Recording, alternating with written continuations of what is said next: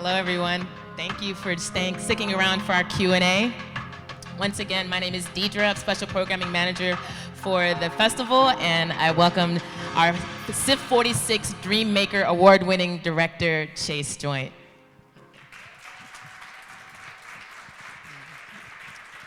So we have some time to take questions. We have volunteers in the aisle with the red jackets and microphones. If you have a question, raise your hand, and they will bring the microphone over to you so that we can all hear your question. And I'll go ahead and, well, Chase, did you please introduce yourself? Thank you. I wanted to say two things before we get into the Q&A. One is, I don't know if there are any members of the Ream family in the house, but I want to express my gratitude for the award and also the community building spirit of the award. I really feel very honored. And also I want to shout out to everyone in the house who was laughing through the film. I always know where the trans people are in the room and where the allies are in the room when we get good laughs at serious times, where I'm like, okay, there's an insiderness to this crowd that I appreciate, so thank you for that. Awesome. Thank you, Chase. So I'll get us kicked off with our first question. First off, just thank you for bringing these transcripts to life for us. It was beautiful to see how you told this story and shared this history with us. If you could talk a little bit about how you decided to tell the story in this way.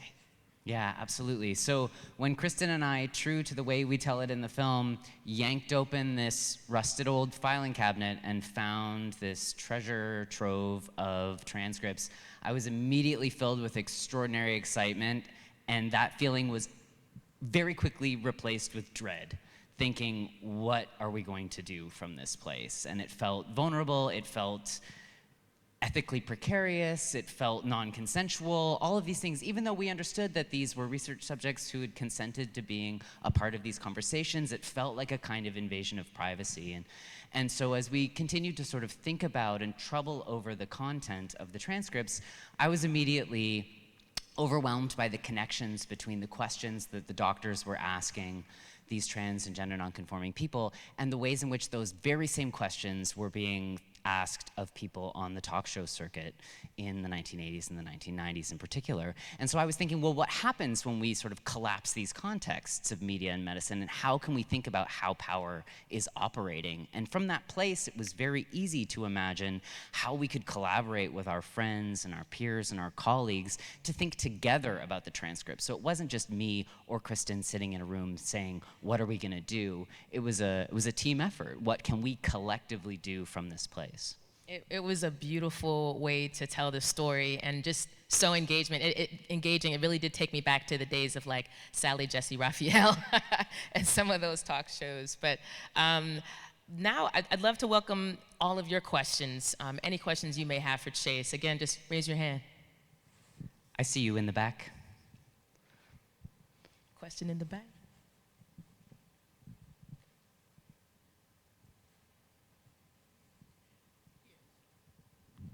Hello. First, thank you so much for coming and presenting this film. It was like absolutely lovely.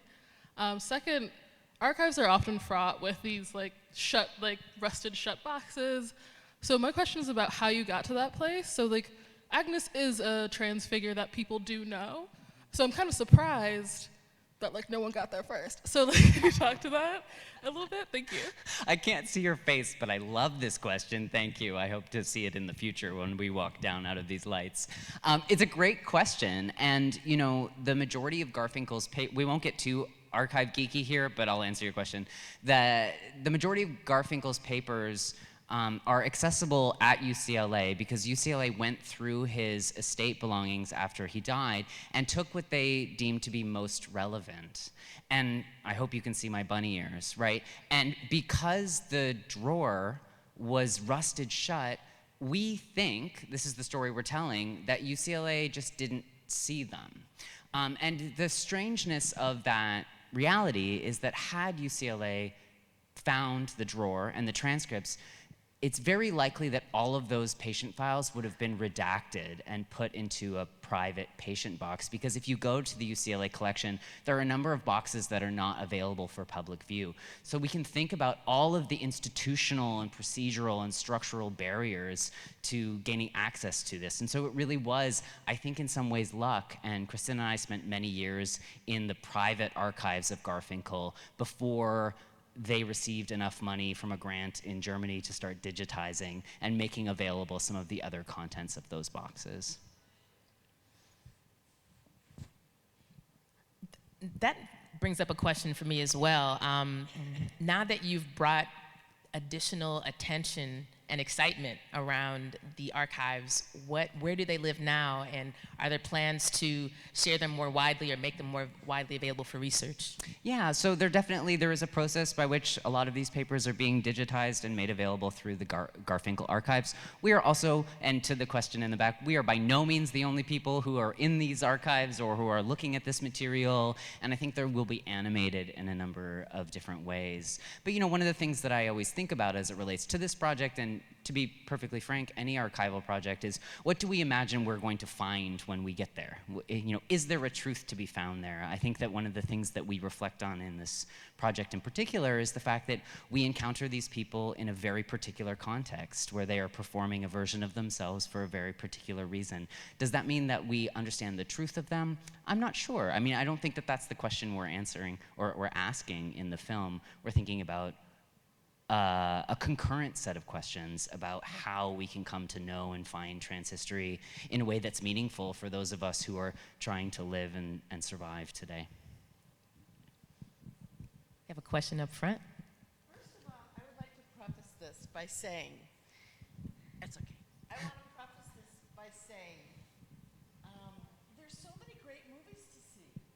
And so I came in and it's like I'm deciding, do I go to this one? I feel like I got best movie at this time. Thank you. Thank you. It's very kind. And I also wonder, who was the woman that was narrating along? That is the extraordinary Jules Gill Peterson. She is a professor of history at Johns Hopkins and an author of various texts and op-eds. And no offense to the rest of the stars in our film, but she really emerges as a star. Amazing. Yeah. She is amazing. Yes. And then were all the actors also, were they trans and actors? Yeah, so it's a great question, and key to our obsessions in the film are who can approach these stories and questions and histories and why. And so foundational to our pursuits was the recognition that we wanted trans-identified people who were already thinking about representation and publicness and art to inhabit these characters. I didn't want to vulnerably place anyone at the center who wasn't already there. And so if we had more time, I would totally give you a little biographical sketch of every single person in our film, because those wormholes reveal all of these very interesting connections between the historical subjects and the contemporary trans cultural producers. So those links are very, very intentional, however embedded they are in the stories that we tell.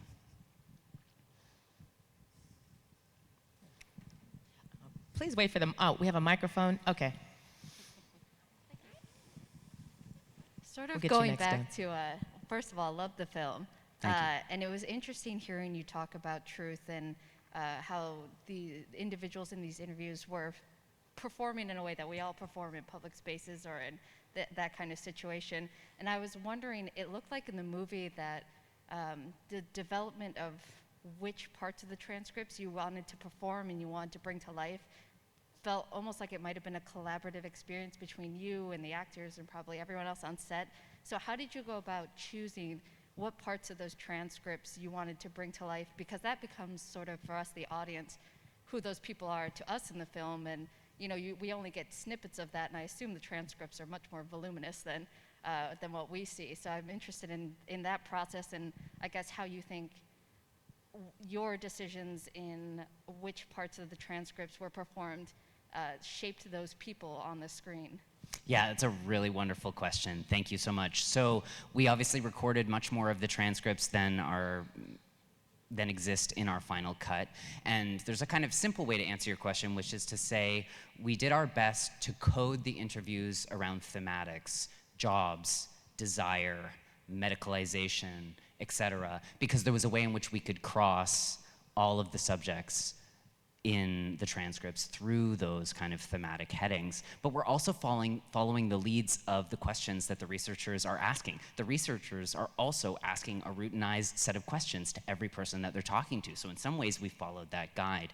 But then the trickier answer to your question is, of course, we build the film based on the verite conversations that we're having behind the scenes and in all these other kinds of environments. And so necessarily in the edit, we have to follow the flow of the pathways that people are offering in those conversations. So we emerge with those connections in some ways through experimentation. And I think what I hope is being made visible in some of the switches and the various framing devices is the way in which those decisions are being made, while also, of course, continuing to implicate myself as the one who's ultimately making those choices at the end of the day. Are any of the people, or did you identify any of the people as being alive still? We don't know. Yeah. So you have no idea, so someone could come forward at some point. Yeah, we don't know. And we also know that people strategically continued to anonymize themselves through name changes and moves of location to escape the kind of capture of that. So I know, for example, because there's been such heightened attention to someone like Agnes, we know that Agnes has changed her name a number of times. And I just think that that kind of opacity and visibility is, pardon my language, so badass. Like, it's the most powerful political move to say, like, no, you can't come. You can't come find me, and I'm not going to be the person who's going to resolve all these questions for you. I think that's really powerful. Yes, that was my question about if you had anybody who, the subject of your film, come forward and tell you about their current life. No, and I think that rather than the subjects themselves arriving, people around the research have made themselves visible. So members of Garfinkel's family, other kinds of researchers who were doing adjacent work, but no one, as far as I know, from the study itself. That's amazing that Garfinkel's family has. Have you had conversations with them? Are they interested in being part of your film tour, for example, or participating in conversations you're having? The film tour is so new. We only premiered in January, so we're just getting, there's some kind of volleyball metaphor here about getting your sand legs or something. Like, we're still figuring out what the film feels like in public, and I would love to continue to engage people who were closer to the people in the film. But we're also writing a book, and I think some of that work will be done there. That was exactly the question I was going for. How will people in a greater audience be able to see this film? Where? How? So we are gratefully on the festival circuit for the next long while, and then we hope to be available through sales and distribution by the end of the year, negotiating all of North America. But I have people who I would really like to suggest that they see this, and they are not in cities that have film festivals. Where would they go?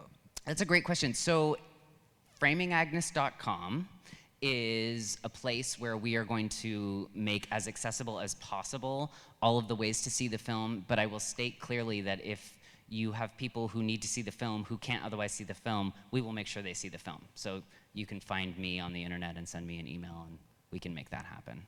Great, thank you. Accessibility is key and core to our broader collaborative mission. Wonderful, thank you. Thank you.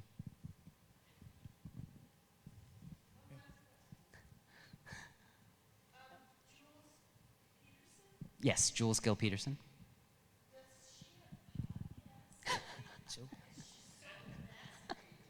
I'm gonna text her right after this Q&A to tell her that you asked.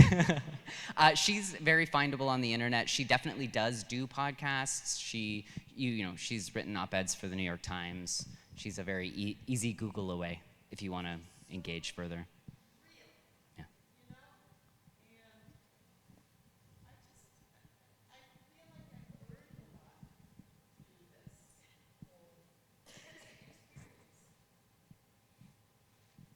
thanks for being here.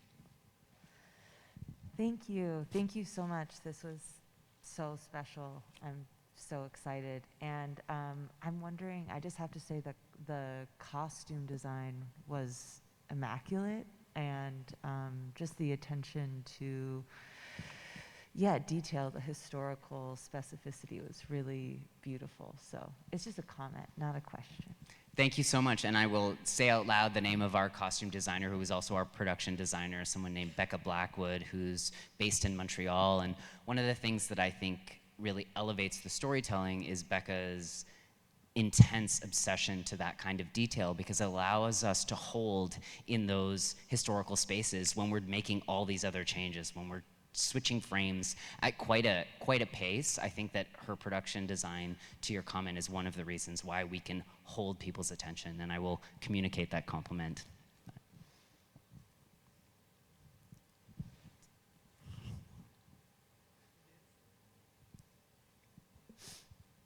I'm just making sure the email is framingagnes.com. Team at framingagnes.com. Team? Team. Jason, can you tell us a little bit about where you're heading? I know you shared with me earlier today, but where you're heading next on your film's tour? Yeah, on Sunday morning, I leave Cleveland to go to UCLA to screen the film at UCLA with a number of people who are working on and with the archives. So it will be a That's incredible. very interesting conversation. Yeah. Very special screening. So, will they be continuing on to do additional programming, not only on campus but on a broader level as well, thinking about like how this film can be used, not only in progressing the work they've done on campus? Or I hope so. I think institutions are really reckoning with their violent, racist, colonial paths and pasts, and trying to figure out how to move with collections and archival holdings and libraries differently. And I hope that our film is one of the ways in which we can engage these really complex questions, because I think there are people in these places. Institutions are made up of people. There are people who are desperately in need of these kinds of changes, and so hopefully film can be one of the ways in which we can crack that open. Absolutely. Did I see another hand in the audience? Well, I wanted to take a moment to acknowledge the community partners associated with this film. We had the LGBT Community Center of Greater Cleveland, as well as Trans Ohio, which I believe is in the audience. Hello. Thank you so much to Ginger Williams and Trans Ohio for your support of this film. Ginger will have a table next door in the Idea Center, where anyone who would like to engage with Trans Ohio, have questions, if you'd like to continue the conversation today, you're more than welcome to do that. There's also an additional screening of this film tomorrow. Chase will be here for the 2:30 screening. We'll have an additional Q&A, so tell your friends. And we'll have an extended conversation, a talk back with, that's led by members of Trans Ohio as well as the LGBT Center. So again, please tell your friends, and you're welcome to join us for that screening and extended talk back as well. Chase, did you have any final words you'd like to share with us before we depart? Thanks for choosing our film on the list of many, and for staying for the conversation. Appreciate it. Thank you so much, Chase. It's an honor to have you.